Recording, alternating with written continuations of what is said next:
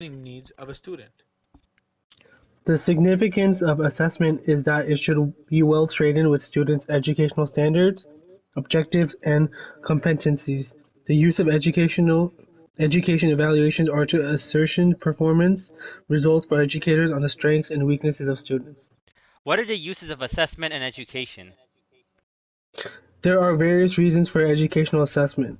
One of the significant reasons is to understand the strengths, weaknesses, and skills of students.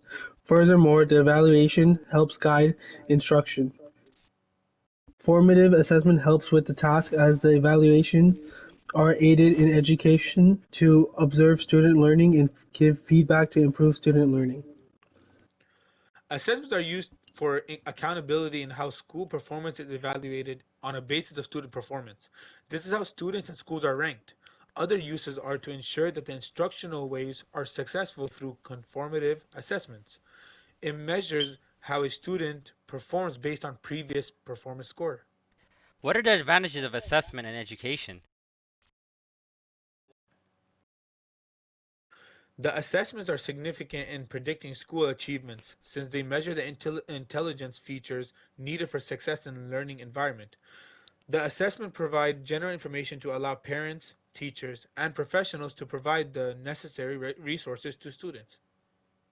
Thank you, Jacob. I believe with the various advantages of assessment in education, and there are specific challenges associated.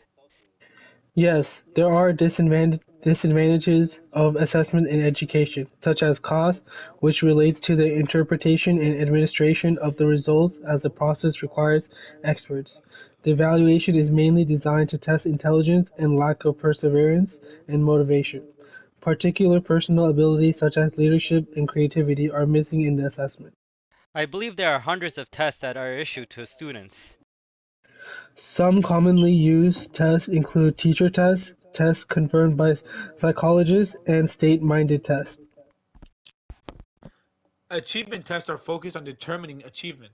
For grade 1 learners, this may call for knowing the English alphabet, while for university students, it may include principles of psychological assessment.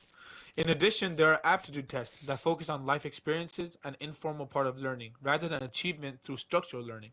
Further, there is a diagnostic test, and that determines a student's difficulties. That brings us to the end of this episode. Thank you, Jacob and Sally, for joining us in this excellent education discussion. We hope this education aspect was beneficial to you. Always, thank you for listening to RN Podcast. Are we done? All right, bet. Yes, sir. Yes, Bro, sir. okay, Let's okay, go. real quick.